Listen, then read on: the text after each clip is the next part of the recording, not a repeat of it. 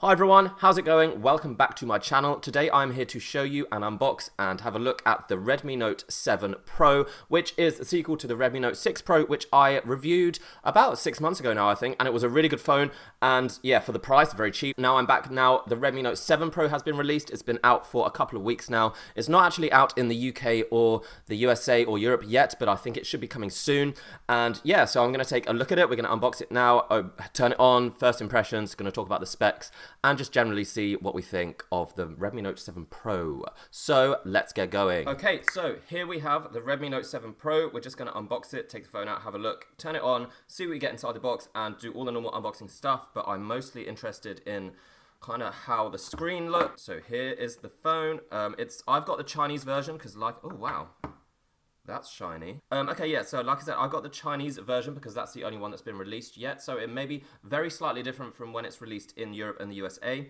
However, it's going to be basically the same. I mean, as you can see here, it's probably going to be in the Chinese language, but when you get it, won't be. It will be in English or whatever language you speak. Okay, it's extremely... What color is that? Because I'm a bit colorblind. Blue? Is it blue or purple? Anyway, I like charger, USB. Okay, and then, oh, okay, yeah. And then you get a little silicone case, I guess for protection. Right, so this is what we get. This is the phone, silicone case, and just a charger. It's really basic, guys, but that's all you need. So let's forget about all of this. Okay, so from just looking at it now, as you can see, it has a fingerprint scanner here, dual cameras at the back, and one camera at the front. Whereas the previous version had two cameras at the front, so that is different. But however, this one doesn't have the notch. It just has this little teardrop thing here, which I think is better for overall kind of screen quality. It makes the screen bigger. Yes. I really do like the color and this kind of reflectiveness. It's going to be a preference thing, but I think it looks really cool. Right, so let's talk a little bit about the specs of this phone, the Redmi Note 7 Pro. It has a 6.3-inch screen with a resolution of 1080 by 2340, which is an improvement on the last version.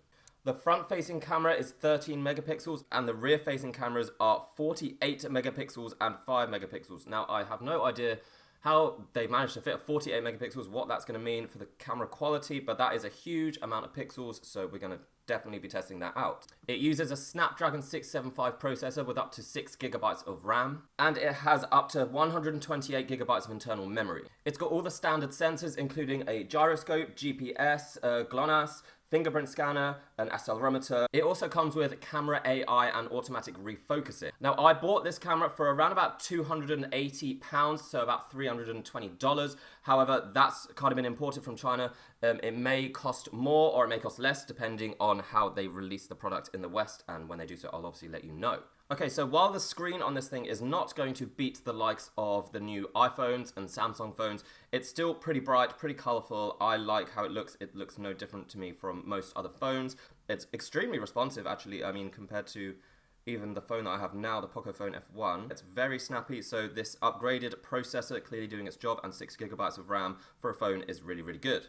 The phone isn't too thin, but it's not too thick either. I mean, it's not the thinnest phone in the world, but to be honest, I really don't like super thin phones. It's 8.1 millimeters thick, which I think is perfectly reasonable and will not pose an issue for anyone, but again, it's not the thinnest phone in the world. Now, I've noticed that the rear cameras do have kind of stick out of the body, so when you put it down, it will not stay down, I guess, completely evenly. It's going to be rubbing against here, but whether that proves to be a problem, I will let you know as I review this camera. So yes, the Redmi Note 7 Pro, I mean, it looks really cool. I love the color. I mean, it comes in different colors. I just happen to get this blue one, but I like how shiny it is. Look, yes. Okay, so I am particularly impressed with the specs in terms of how much RAM it has, 6 gigabytes of RAM. Also the camera, especially the rear ones, 48 megapixel AI dual camera.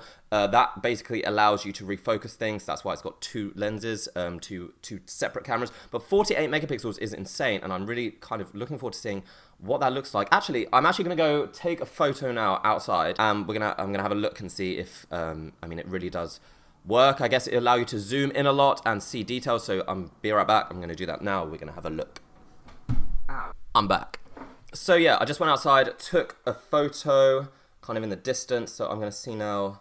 I have to do it again because you have to turn on the 48 megapixels. It's like a setting, so I'll be right back again. And this time I did take the 48 megapixel photo, so I'm just going to check to see what the details, like the settings and stuff. Okay, so it ends up being about 13 megabytes for one photo, which is pretty big. I mean, yeah, I can see what they're doing because you can zoom really far into these photos and still keep a lot of detail. So I guess it basically allows you to crop something, so you can take a photo of a whole scenery and just crop one building. It does seem to work. Obviously, there is loss of quality. It won't look as sharp. Anyway, I'm going to do a proper look at all the features of this phone. I'm going to test the cameras a lot. I'm going to compare it with some of my other phones that I have, like the Pocophone F1. That's the phone I have now, and I think it's really still a good phone, still a good deal. But for what this price of this, it seems to be a very good deal as well. The specs have been upgraded pretty much across the board compared to the Redmi Note 6 Pro, which I did really like. I'm going to test how good it runs games like Fortnite and some, like, you know, more graphically intense games that are pretty popular right now, and I'll also test just the general usage of it. The only problem I've seen so far, I don't like how it sticks out here, the cameras, but it's not going to be a deal breaker, I think. I really like Xiaomi phones. The Redmi brand is like getting pretty good now. I think this may become one of the better options if you want a cheap off-brand, like not Samsung, not Apple.